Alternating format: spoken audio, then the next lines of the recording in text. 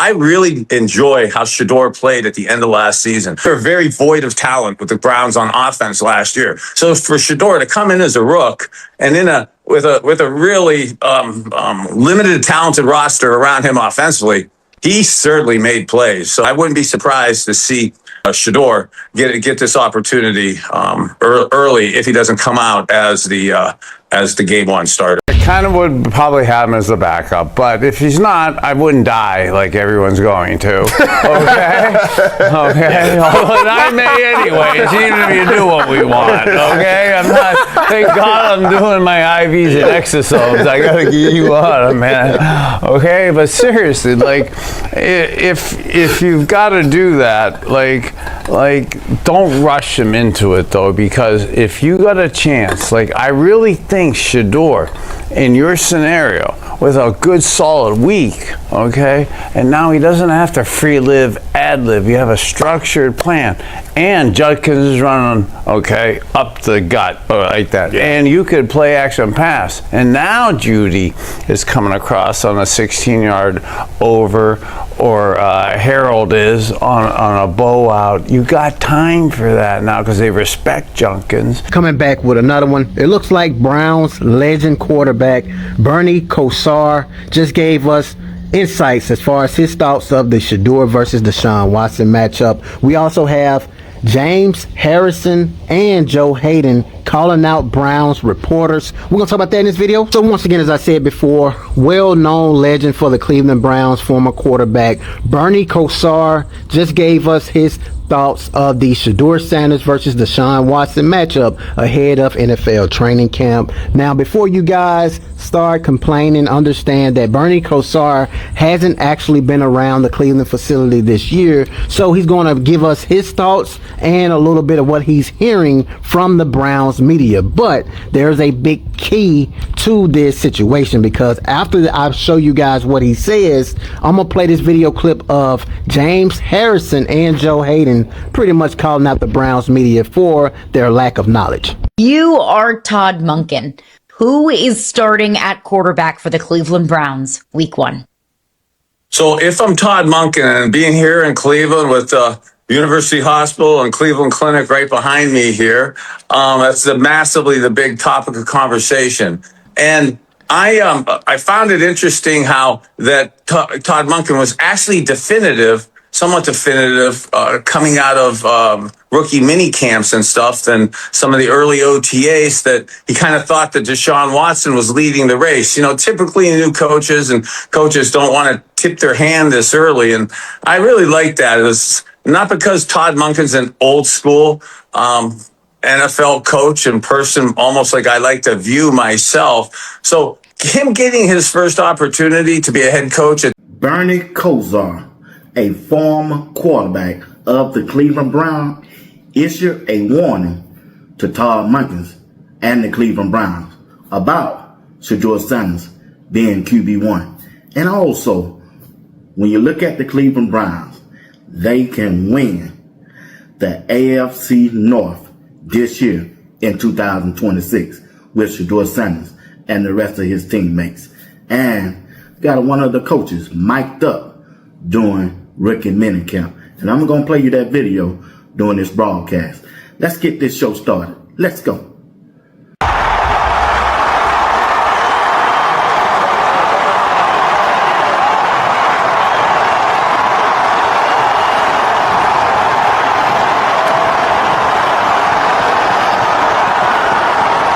Bernie Kosar, one of the best quarterbacks that ever played for the Cleveland Browns, didn't hold back when it comes to the quarterback competition. He was over there on Yahoo.com podcast, and they asked him, which quarterback would you like to see starting game 1 for the Cleveland Browns? Even though people are saying that Deshaun Watson got the inside track, and also he's the vet and they owe him a lot of money. So people are saying that Deshaun Watson gonna be the starting quarterback. And that could be true. I'm not knocking that. But there's a lot of people, former NFL players of the Cleveland Browns, they want to see Shedeur Sanders. Matter of fact, one of the best quarterbacks that ever quarterback for the Cleveland Browns, Bernie Kosar, giving you his thoughts about the quarterback competition and who he would like to see as QB1. Bernie Kosar. I really enjoy how Shedeur played at the end of last season. Us quarterbacks, we get a lot of credit, too much credit when we win, too much blame when we lose. And we almost like hoops as I'm getting into the NBA playoffs. And sometimes teams think a singular guy wins and loses a game within a basketball game or a hockey playoff game. Same the way they look at some of us quarterbacks and stuff in the NFL.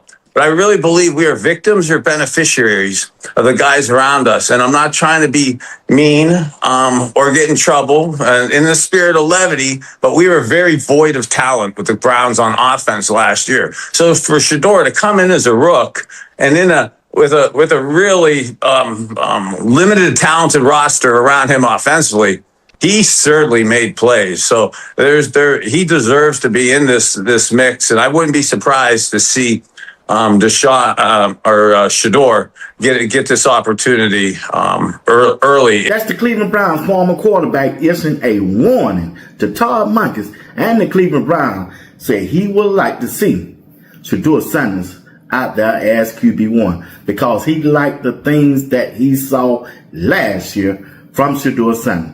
I'm telling you, Shedeur went out there and he went out there and dominated. Shedeur Sanders dominated last year with no first team reps, bunch of bag ups on the offensive line, just like Bernie Kosar was telling you. And when you look at the wide receiver course that they put out there with him, and then you look at the play caller, the offensive coordinator, the head coach, Kevin Stefanski, and look at the plays and the things that he was doing when Shedeur Sanders was out there, and he still went out there and won them 3 games.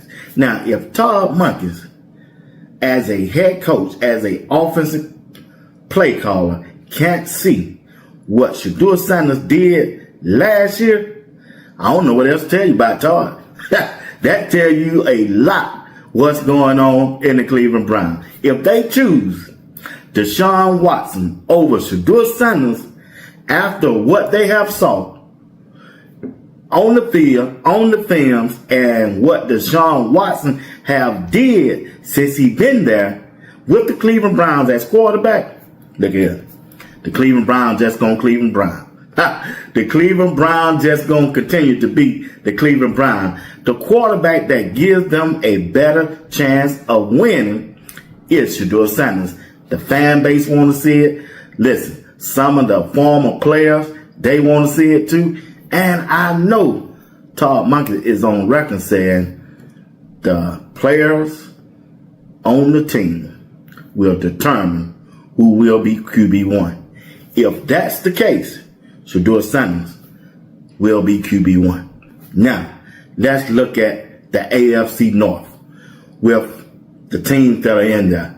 Pittsburgh Steelers, Cincinnati Bengals, and the Baltimore Ravens along with the Cleveland Browns. When you look what the Cleveland Browns have done this offseason for as free agent and this draft, they have improved their team the most out of any other team in this AFC North. Pittsburgh got a new head coach also. They still waiting on Aaron Rodgers to see what he gonna do.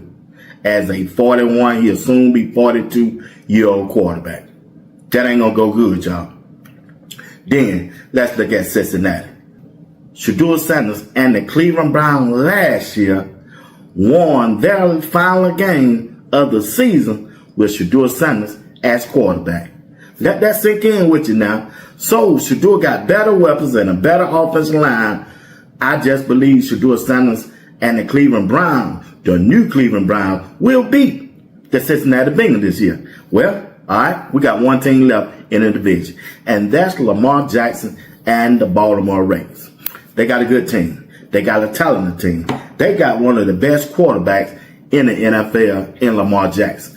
But hold on. If you just go back Just go back when Shedeur Sanders played the Baltimore Ravens last year. They only lost by 1 touchdown. And guess what? If Lavendar had caught the pass in the end zone when Shedeur threw him the ball, look here, that outcome could have been different in that game.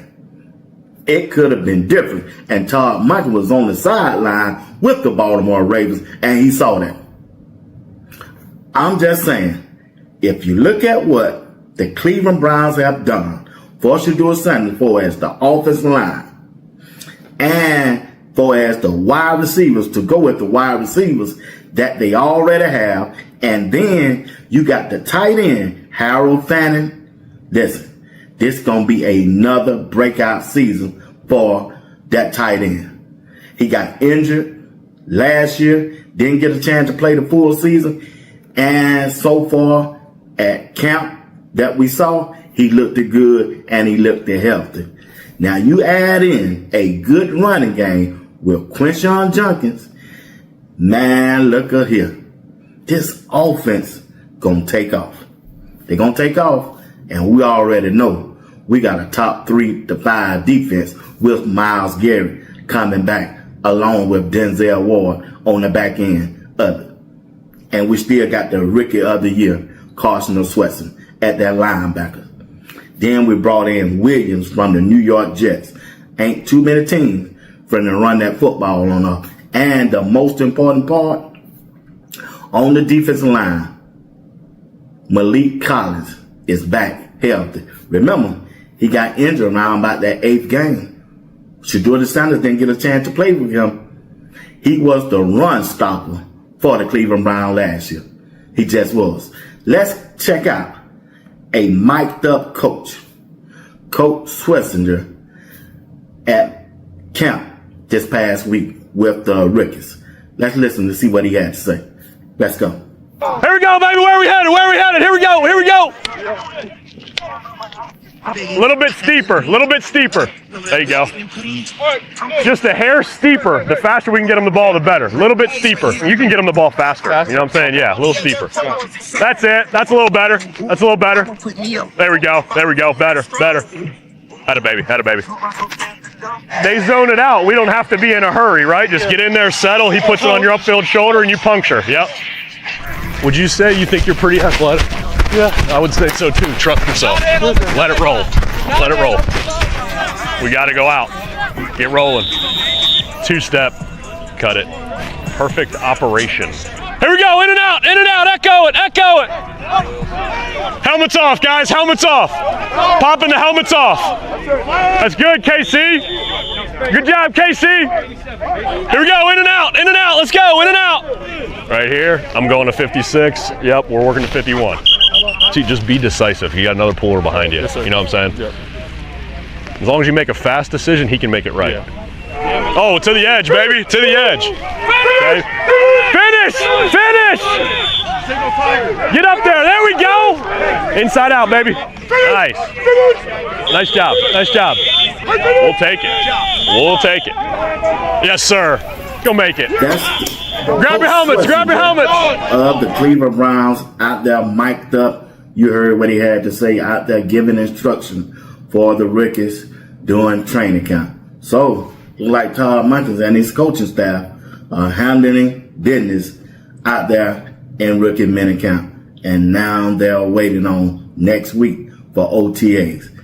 Once again, ladies and gentlemen, you're watching Sports Talk with B. Watts. Hit the like button, subscribe to the channel if you don't mind. Hit that notification button. It'll let you know whenever I go live or drop a video. Join the membership. Hit that hype button. Hype me up, hype me up, hype me up. Share this video. Anything that you do to support the broadcast will be highly appreciated. Got a live show tonight at 8 o'clock p.m. Eastern Time. Come on back and rock with the boy tonight. I look forward to seeing you there. All right? Peace.